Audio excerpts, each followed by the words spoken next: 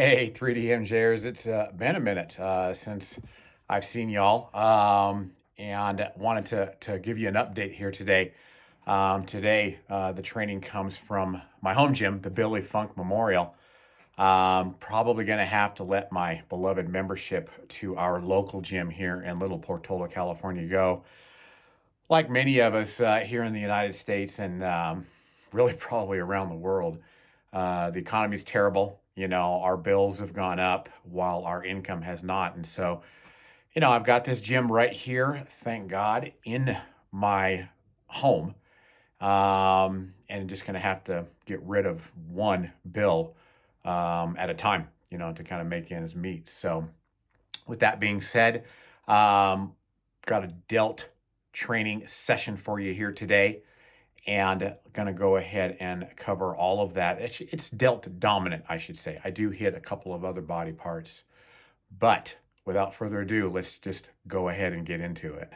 Alrighty, as I have indicated on a couple occasions here on the vlog, really the only direct delt work that I can do is some variation of upright row. Strained that infraspinatus way back at the beginning of the year as I was prepping for the USAPL Masters Cup. Injured it a couple of times during that prep, and ultimately did it in on the day of the meet on my last bench press attempt, which I got, by the way. But lots of variations of upright rows. In my home gym here, I fiddled around a little bit and got this setup that you're looking at here. Something I can kind of lean against. The kettlebell is the smallest implement and seems like it gets in the way the least, and allows me to do an upright row without banging into other stuff.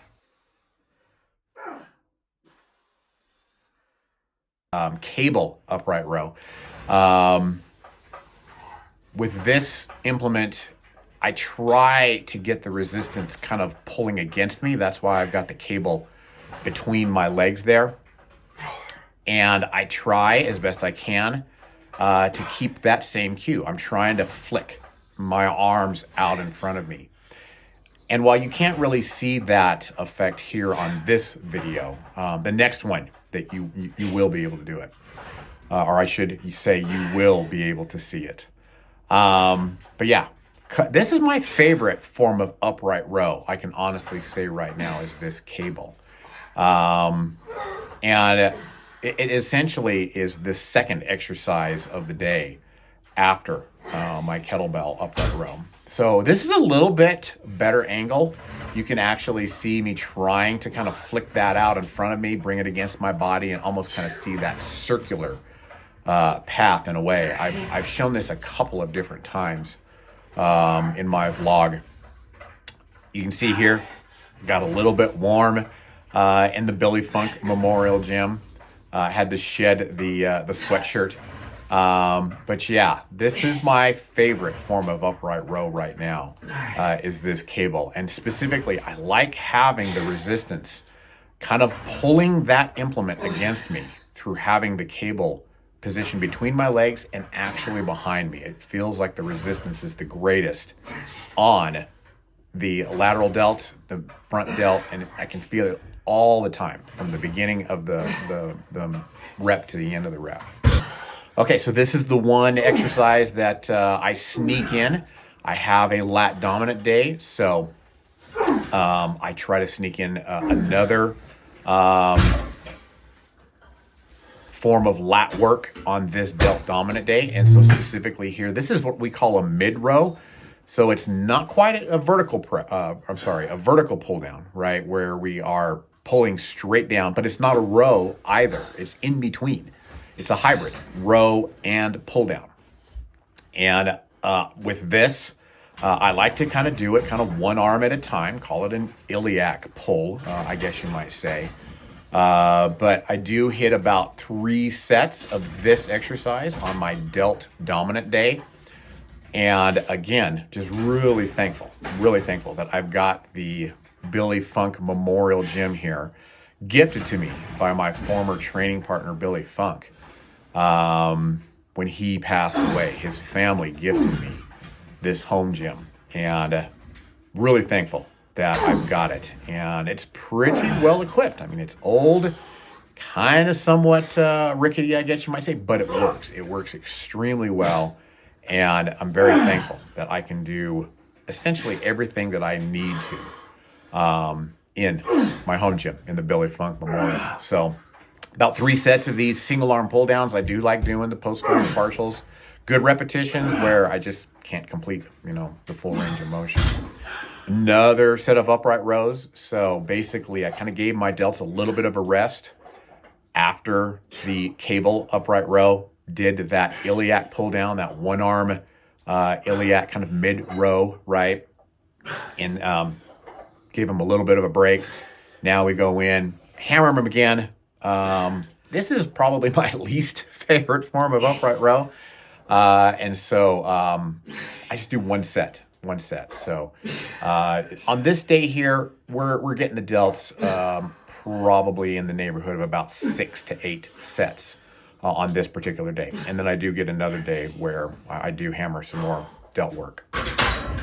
Trying to test out that infraspinatus. Whenever I abduct my arms away from my body, and really if I do any pressing that is shoulder height or above, I feel that it's still there just a little bit. It's not 100% healed. So I wanted to test out these really light dumbbells, trying to flick that thing out in front like Alberto has talked about before, get that feeling of throwing a jab.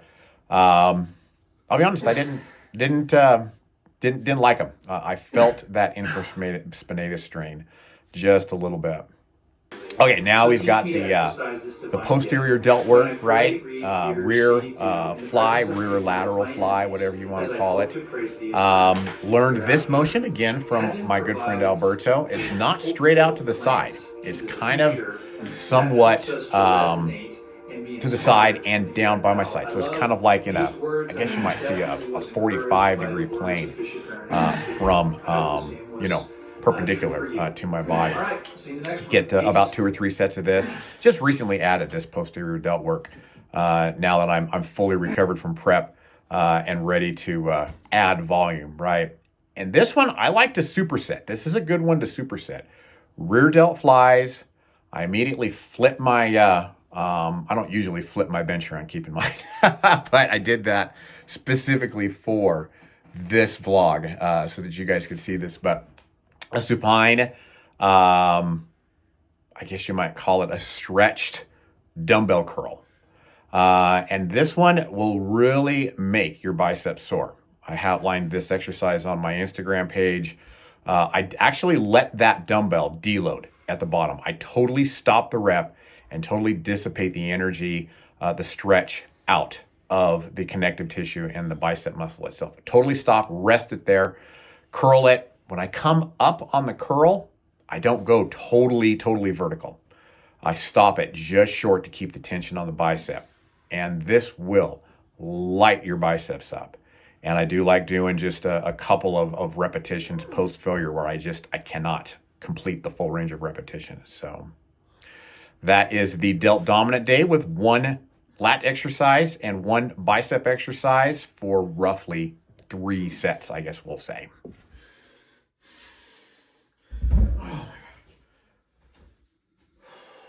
All righty, 3MJers, so there you have it. Going to bring you more updates soon as I transition from training at the local gym here in Portola to the home gym, the Billy Funk Memorial.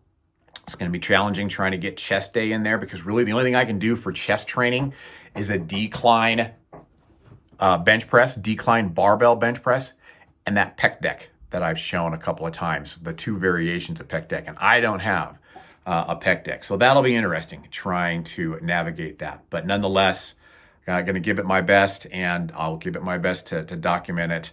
Hopefully give y'all some ideas on how to continue your training and work around little aches and pains that we sometimes get as we get older, right? Thank you for your guys' support. Thank you for all the subscribers. Thank you for the watches, the likes, etc.